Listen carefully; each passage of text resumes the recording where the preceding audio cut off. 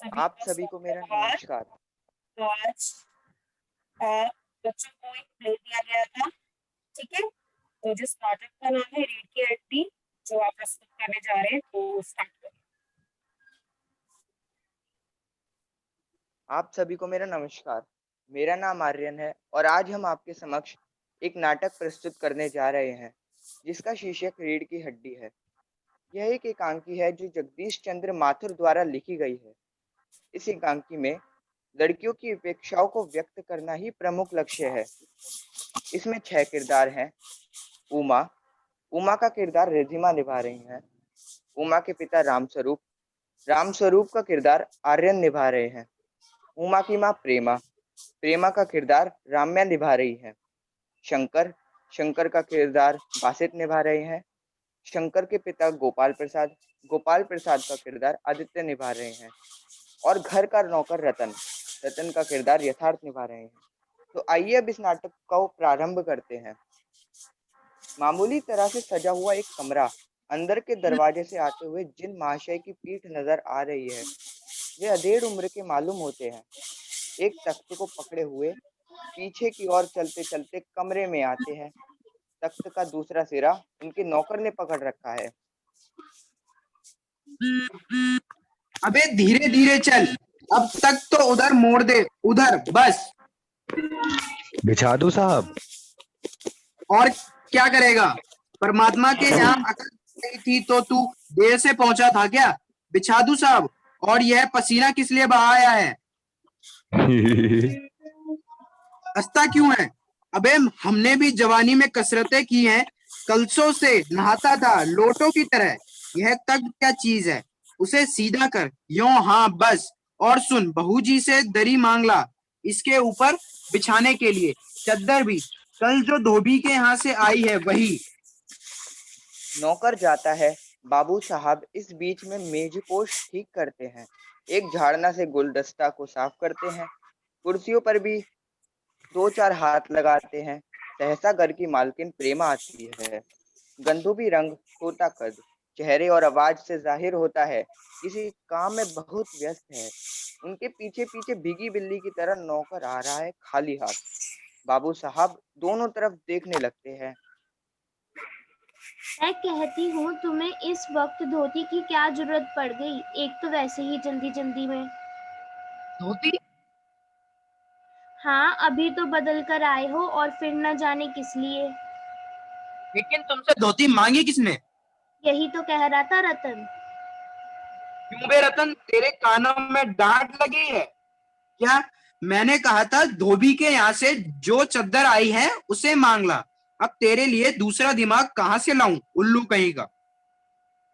अच्छा, जा पुरानी पूजा वाली कोठरी में लकड़ी के बक्से के ऊपर धुले हुए कपड़े रखे हैं ना, उन्हीं में से एक चद्दर उठा ला। और दरी? दरी यही तो रखी है कोने में, वही तो पड़ी तो है। और बीबी जी के कमरे में से हारमोनियम और उठा ला, और सितार भी, जल्दी आ। रतन जाता है। पति पत्नी तख्त पर दरी बिछाते हैं। लेकिन वह तुम्हारी लाडली बेटी तो मुंह फुलाकर बैठी है। उपलय, और तुम उसकी माँ, किस मर्ज की दवा हो? जैसे तैसे करके तो वह लोग पकड़ में आए हैं। अब तुम्हारी बेवकूफी से सारी मेहनत बेकार जाए तो मुझे दोष मत देना। मैं ही क्या करूं, सारे जतन करके तो हार गई। तुम्ही ने तो उसे पढ़ा लिखा कर इतना सर चढ़ा रखा है। मेरी समझ में तो यह पढ़ाई लिखाई के जंजाल आते नहीं। अपना जमाना अच्छा था, आई पढ़ ली, गिनती सीख ली, और बहुत हुआ तो स्त्री संबोधनी पढ़ ली। सच पूछो तो स्त्री संबोधनी में ऐसी ऐसी बातें लिखी हैं, ऐसी बातें कि क्या तुम्हारी बीए एमए की पढ़ाई होगी। और आजकल के तो लक्षण ही अनोखे हैं। ग्रामोफोन बाजा होता है ना, क्यों? वो तरह का होता है। एक तो आदमी का बनाया हुआ, उसे एक बार चलाकर जब चाहे तब रोक लो। और दूसरा परमात्मा का बनाया हुआ, रिकॉर्ड एक बार चढ़ा तो रुकने का नाम ही नहीं। हटो भी, तुम्हें ठटोली ही सब सूझती रहती है। यह तो होता नहीं कि उस अपनी उमा को राह पर लाते। अब देर ही कितनी रही है उन लोगों को आने में। तो क्या हुआ? तुम्ही ने तो कहा था कि जरा ठीक ठाक करके नीचे लाना। आजकल तो लड़की कितनी ही सुंदर हो, बिना टिमटाम के भला कौन पूछता है। इसी मारे मैंने तो पाउडर वाउडर उसके सामने रखा था, पर उसे तो इन चीजों से न जाने किस जन्म की नफरत है। मेरे कहना था कि आजकल के मुंह लपेट कर लेट गई। भई मैं बाज आई तुम्हारी इस लड़की से। ना जाने कैसा इसका दिमाग है, वरना आजकल की लड़कियों के सहारे तो पाउडर का कारोबार चलता है।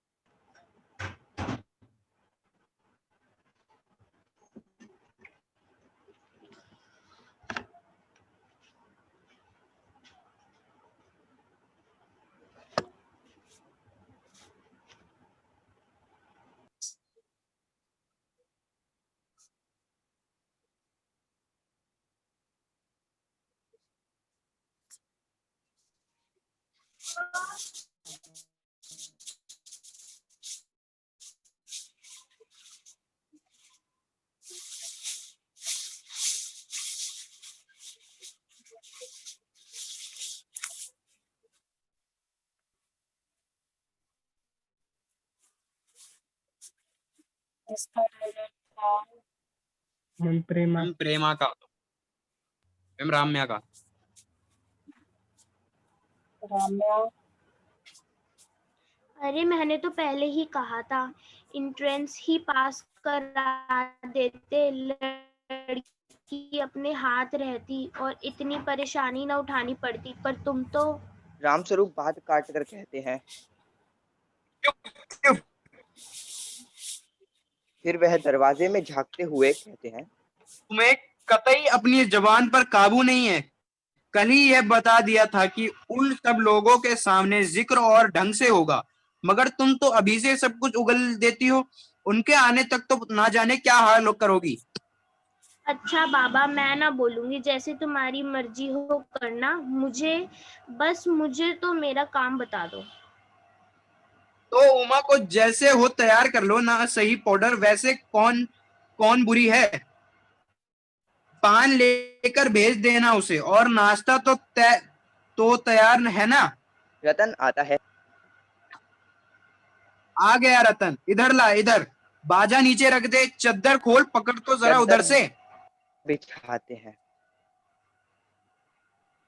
नाश्ता तो तैयार है, मिठाई तो वह लोग ज्यादा खाएंगे नहीं, कुछ नमकीन चीजें बना दी हैं, फल रखे हैं ही, चाय तैयार है और टोस्ट भी। मगर हाँ, मक्खन मक्खन तो आया ही नहीं। क्या कहा? मक्खन नहीं आया? वाले की दुकान दूर है, पर तुम्हें तो ठीक वक्त पर कोई बात सूझती ही नहीं।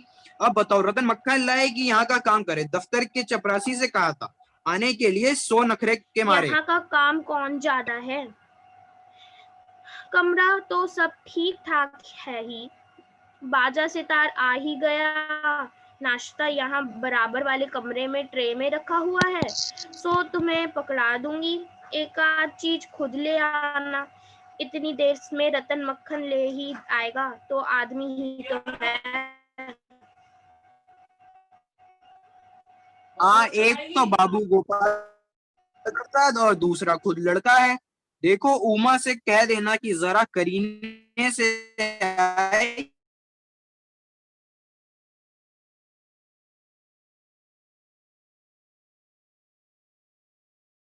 दकियानुसी ख्यालों पर, खुद पढ़े लिखे हैं, वकील हैं, सवाब ज्यादा बताया तो था तुम्हें। बाप शेर है तो लड़का सवा शेर। बीएससी के बाद लखनऊ में ही तो पढ़ता है, मेडिकल कॉलेज में। कहता है कि शादी का सवाल दूसरा है, तालीम का दूसरा। क्या करूं, मजबूरी है। मतलब अपना है, वरना इन लड़कों और इनके बापों को ऐसी कोरी कोरी सुनाता कि यह भी। रतन अब तक दरवाजे के पास चुपचाप खड़ा हुआ था और जल्दी जल्दी आता है। बाबूजी बाबूजी, क्या है? कोई आते हैं। रामस्वरूप दरवाजे से बाहर झांककर जल्दी मुंह अंदर करते हैं। अरे ए प्रेमा, वह आ भी गए। नौकर पर नजर पड़ते ही अरे तू यही खड़ा है बेवकूफ, गया नहीं मक्खन लाने? सब चौपट कर दिया। अबे उधर से नहीं, अंदर के दरवाजे से जा।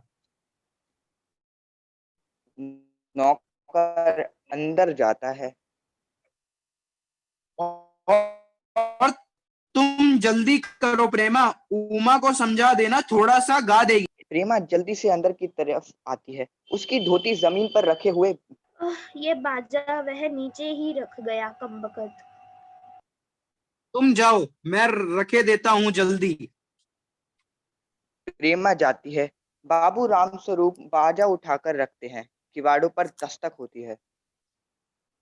हाँ, आइए आइए। बाबू गोपाल प्रसाद और उनके लड़के शंकर का आना। आंखों से लोक चतुराई टपकती है। आवाज से मालूम होता है कि काफी अनुभवी और फितरती महाशय हैं। उनका लड़का कुछ खीस निपोड़ने वाले नौजवान में से है। आवाज पतली है और खिसियाहट भरी। झुकी कमर इनकी खासियत है। अपने दोनों हाथ मिलाते हुए रामस्वरूप कहते हैं। आहा, इधर तशरीफ लाइए इधर। बाबू गोपाल प्रसाद बैठते हैं मगर बेंट गिर पड़ता है। यह भेंट लाइए, मुझे दीजिए। कोने में रख देते हैं। सब बैठते हैं। हाँ, मकान ढूंढने में तकलीफ तो नहीं हुई? नहीं, तांगे वाला जानता था और फिर हमें तो यहाँ आना ही था, रास्ता मिलता कैसे नहीं। हाँ, यह तो आपकी बड़ी मेहरबानी है, मैंने आपको तकलीफ तो दी। अरे नहीं साहब, जैसे मेरा काम वैसे आपका काम, आखिर लड़के की शादी तो करनी ही है। बल्कि ये कहिए कि मैंने आपके लिए खासी परेशानी कर दी है। हाँ, यह लीजिए। आप तो मुझे कांटों में घसीटने लगे, हम तो आपके यहाँ आपके हाँ सेवक ही हैं। रामस्वरूप थोड़ी देर बाद लड़के की ओर मुखातिब होकर। और कहिए शंकर बाबू, कितने दिनों की छुट्टियां हैं? जी कॉलेज की तो छुट्टियां नहीं है, वीकेंड में चला। आपके कोर्स खत्म होने में तो अब साल भर रहा होगा। जी यही कोई साल 2 साल। साल 2 साल? हाँ जी, 1 आध साल का मार्जिन रखता हूँ। बात यह है साहब कि शंकर 1 साल बीमार हो गया था। क्या बताएं, इन लोगों को भी इसी उम्र में बीमारी आती है। एक हमारा जमाना था कि स्कूल से आकर दर्जनों कचौड़ियां उड़ा जाते थे, मगर फिर जो खाने पर बैठते वैसी की वैसी ही भूख। कचौड़ियां भी तो उस जमाने में पैसे की 2 आती थी। जनाब, यह हाल था कि 4 पैसे में ढेर सी बलाई आती थी और अकेले 2 आने की हजम करने की ताकत थी अकेले। और अब तो बहुतेरे खेल वगैरह होते हैं स्कूलों में। तब तो कोई वॉलीबॉल जानता था, न टेनिस वगैरह। बस कुछ लोग हॉकी या क्रिकेट वगैरह खेला करते थे, मगर किसी की मजाल की कोई कह दे कि लड़का कमजोर है। शंकर और रामस्वरूप खिसे नहीं। जी हाँ, उस जमाने की बात ही दूसरी थी। गोपाल और प्रसाद पढ़ाई का यह हाल था कि एक बार कुर्सी पर बैठे कि 12 घंटे की सिटिंग हो गई। 12 घंटे जनाब, मैं सच कहता हूँ कि उस जमाने का मैट्रिक भी वह अंग्रेजी लिखता था फर्राटे की आजकल के एमए भी मुकाबला नहीं कर सकते।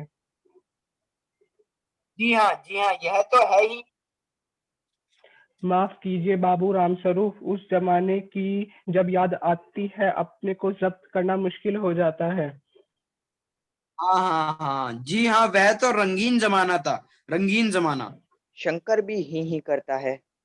गोपाल प्रसाद एक साथ अपनी आवाज और तरीके बदलते हैं। अच्छा तो साहब बिजनेस की बातचीत हो जाए। राम स्वरूप चौंक कर बोलते हैं। बिजनेस, बिज। फिर वह समझकर बोलते हैं। ओ अच्छा अच्छा, लेकिन जरा नाश्ता तो कर लीजिए। राम स्वरूप उठ जाते हैं। यह सब आप क्या तकल्लुफ करते हैं? तकल्लुफ किस बात का? यह तो मेरी बड़ी तकदीर है कि आप मेरे यहाँ तशरीफ लाए, वरना मैं किसी काबिल हूँ? माफ कीजिएगा, जरा अभी हाजिर हुआ। राम स्वरूप अंदर जाते हैं। गोपाल प्रसाद थोड़ी देर बाद दबी आवाज में। आदमी तो भला है, मकान वकान से हैसियत भी बुरी नहीं मालूम होती, पता चले लड़की कैसी है। जी कुछ खकरा कर इधर उधर देखता है। क्यों, क्या हुआ? कुछ नहीं। झुककर क्यों बैठे हो? ब्याह तय करने आए हो? कमर सीधी करके बैठो, तुम्हारे दोस्त ठीक ही कहते हैं, शंकर की बैकबोन। इतने में बाबू राम स्वरूप आते हैं।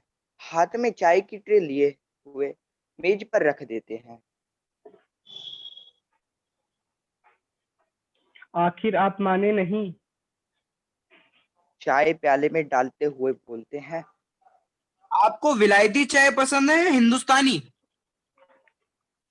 नहीं नहीं साहब, मुझे आधा दूध और आधी चाय दीजिए, और जरा चीनी ज्यादा डालिए। मुझे तो भाई ये नया फैशन पसंद नहीं है। एक तो वैसे ही चाय में पानी काफी होता है, और फिर चीनी भी नाम के लिए डाली जाए तो जायका का क्या होगा? कहते तो आप सही हैं। रामस्वरूप प्याला पकड़ाते हैं। शंकर खकरा कर बोलता है। सुना है सरकार अब ज्यादा चीनी लेने वालों पर टैक्स लगाएगी। गोपाल प्रसाद चाय पीते हुए। हम्म, सरकार जो चाहे सो कर ले, पर अगर आमदनी करनी है तो सरकार को बस एक ही टैक्स लगाना चाहिए। रामस्वरूप शंकर को प्याला पकड़ाते हुए बोलते हैं। है क्या? खूबसूरती पर टैक्स? मजाक नहीं हम साहब, यह ऐसा टैक्स है जनाब की देने वाला चू भी न करेगा। बस शर्त यह है कि हर एक औरत पर यह छोड़ दिया जाए कि वह अपनी खूबसूरती के स्टैंडर्ड के माफिक अपने ऊपर टैक्स तय कर ले, फिर देखिए सरकार की कैसी आमदनी बढ़ती है। रामस्वरूप जोर से हंसते हुए। वाह वाह, खूब सोचा आपने। वाकई आजकल यह खूबसूरती का सवाल भी बेढब हो गया है। हम लोगों के जमाने में तो यह कभी उठता भी ना था। तश्तरी गोपाल प्रसाद की तरफ बढ़ाते हैं। लीजिए। गोपाल प्रसाद समोसा उठाते हैं। कभी नहीं साहब, कभी नहीं। रामस्वरूप शंकर की तरफ मुखातिब होकर बोलते हैं। आपका क्या ख्याल है शंकर बाबू? किस मामले में? यही कि शादी तय करने में खूबसूरती का हिस्सा कितना होना चाहिए?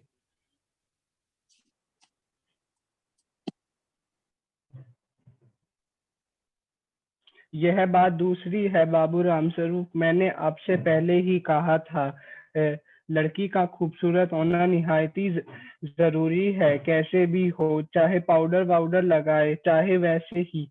बात यह है कि हम आप मान भी जाएं, मगर घर की औरतें तो राजी नहीं होती। आपकी लड़की तो ठीक है ना?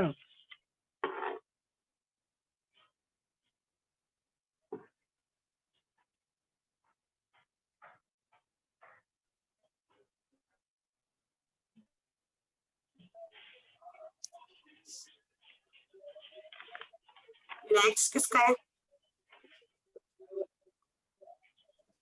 रामस्वरूप।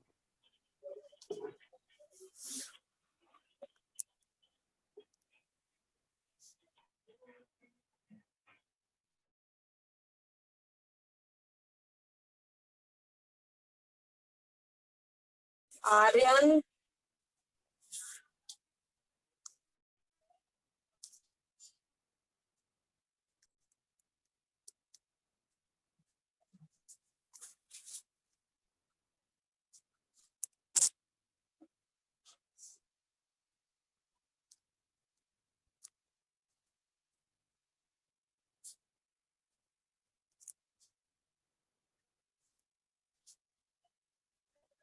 आर्यन क्या हुआ, आवाज नहीं आ रही? जी हाँ, वह तो अभी आप देख लीजिएगा। देखना क्या, जब आपसे इतनी बातचीत हो चुकी है तब तो यह रस्म ही समझिए। हाँ हाँ, यह तो आपका मेरे ऊपर भारी एहसान है। और जायजा तो मिल ही जाएगा। जी हाँ, जायचा का मिलना क्या मुश्किल बात है। ठाकुर जी के चरणों में रख दिया, बस खुद ब खुद मिला हुआ समझिए। यह ठीक कहा आपने, बिल्कुल ठीक। लेकिन हाँ, यह जो मेरे कानों में भनक पड़ी है यह तो गलत है ना? रामस्वरूप चौंक कर बोलते हैं।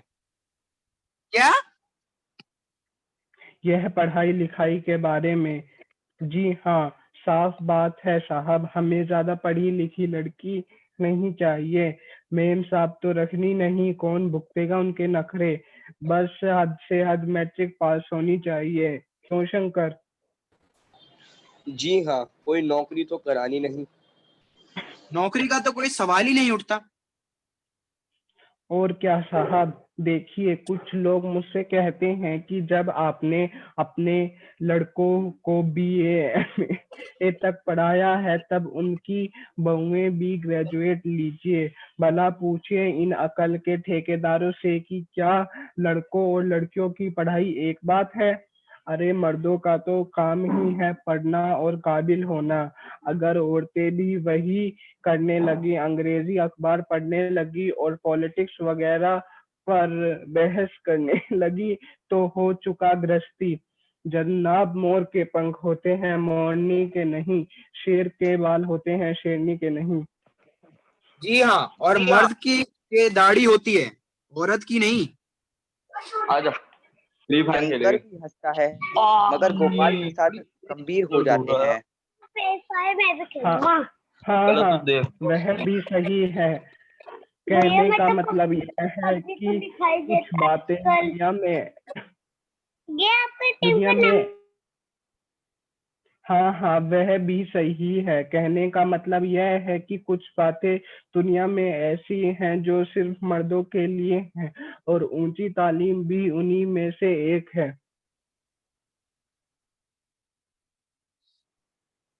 रामस्वरूप शंकर से बोलते हैं।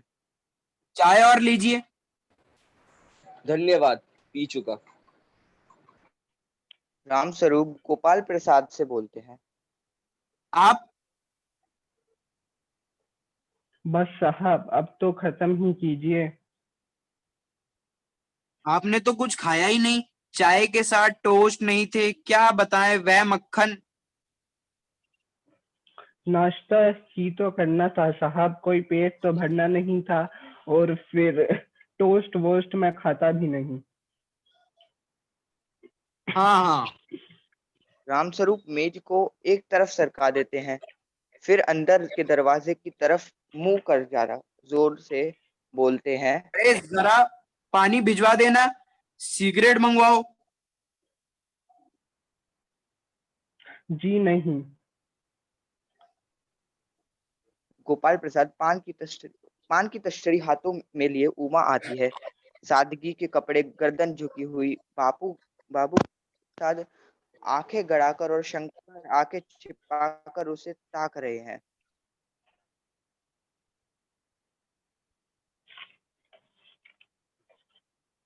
हाँ हाँ, यही आपकी लड़की है।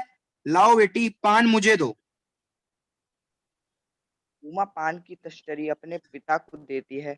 उस समय उसका चेहरा ऊपर को उठ जाता है और नाक पर रखा हुआ सोने का रिम वाला चश्मा दिखता है। बाप बेटे चौंक कर उठते हैं। गोपाल प्रसाद और शंकर एक साथ बोलते हैं, चश्मा? चश्मा? रामस्वरूप जरा सकपाकर, जी हाँ, वह पिछले महीने में इसकी आंखें दुखनी आ गई थी, तो सो कुछ दिनों के लिए चश्मा लगाना पड़ रहा है। पढ़ाई वढ़ाई की वजह से तो नहीं है? नहीं साहब, वह तो मैंने अर्ज किया ना। बैठो बेटी। वहां बैठ जाओ उमा, उस तख्त पर अपने बाजे वाजे के साथ। उमा बैठ जाती है। चाल में तो कुछ खराबी है नहीं, चेहरे पर भी छवि है। हाँ, कुछ गाना बजाना सीखा है क्या? जी हाँ, सितार भी और बाजा भी। सुनाओ तो उमा एक आध गीत सितार के साथ। उमा सितार उठाती है। थोड़ी देर बाद मीरा का मशहूर गीत मेरे तो गिरधर गोपाल दूसरों ने कोई